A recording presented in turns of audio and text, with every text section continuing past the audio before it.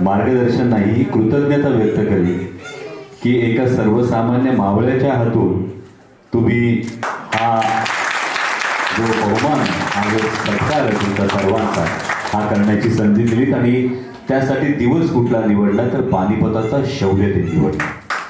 आजकाल गायक अनेक लेखकांनी वारंवार हे लिहून ठेवलंय, मराठ्यांचं पानिपत झालं, मराठ्यांचं पानिपत झालं.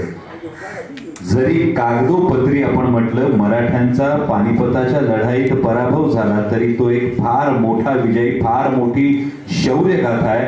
कारण पानिपताच्या युद्धानंतर अखंड हिंदुस्थानकडे वाकड्या नजरेनं बघण्याची परकीयांची हिंमत झाली नाही.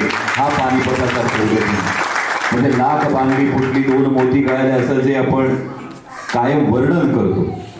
अहमद शाह अब्दालीचं एवढं मोठं आक्रमण असताना म्हणजे दुपारपर्यंत मराठीच्या इरेसरीने लढले होते आणि केवळ दुपारनंतर सूर्य जेव्हा दक्षिणेकडे कलायला लागला त्यानंतर सूर्यकिरण हे गेली, झाडाचा पाला खाऊन मराठे लढले. दिल्लीच्या तख्ताच्या रक्षणासाठी मराठे लढले आणि हा एक फार महत्वाचा इतिहास आहे. हा पानिपताचा शौर्य दिन आहे. म्हणजे आज आपण जर बघितलं पानिपत परिसरामध्ये जेव्हा आम्ही जातो, दिल्लीमध्ये गेल्यानंतर हरियाणातले अनेक लोक भेटायला येतात. आज रोड मराठा या नावानं ते ओळखले जातात.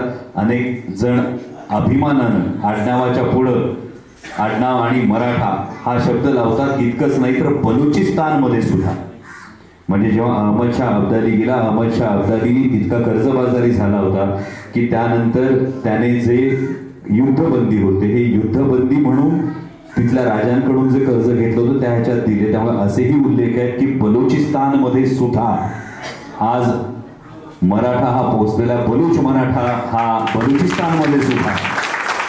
आणि हा एक असामान्य पराक्रम होता. शेकडो कोस मायभूमीपासून दूर देशाच्या रक्षणासाठी कोण लढला तर तो महाराष्ट्रातला वीर लढला, तो मराठा लढला. आणि म्हणून पानिपत झालं नाही तर पानिपतानं हिंदुस्थान वाचवला हे आम्हाला अभिमानानं सांगणं गरजेचं.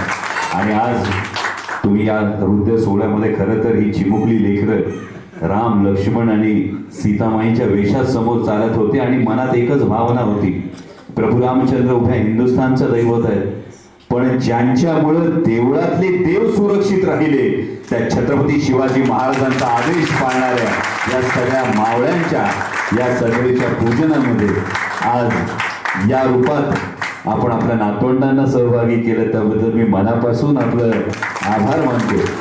आणि कायम असं म्हटलं जातं की जो समाज इतिहास विसरतो त्याला भविष्य असत नाही. ही एक गोष्ट आणि त्या पद्धतीनं आपण गायकवाड घराण्याचा जो संपूर्ण इतिहास हा जागा केलाय याबद्दल मी मनापासून आपले ऋण व्यक्त करतो. म्हणजे एक शाखा बडोद्याला, एक शाखा चांदवडला, चांदखेडला, एक शाखा मुंढव्याला, एक शाखा कोंढापुरीला. मुंढव्याच्या आणि कोंढापुरीच्या शाखांशी कायम संबंध येत असतो कारण ते सगळे आमचे स्नेही आहेत, आमचे सहकारी आहेत.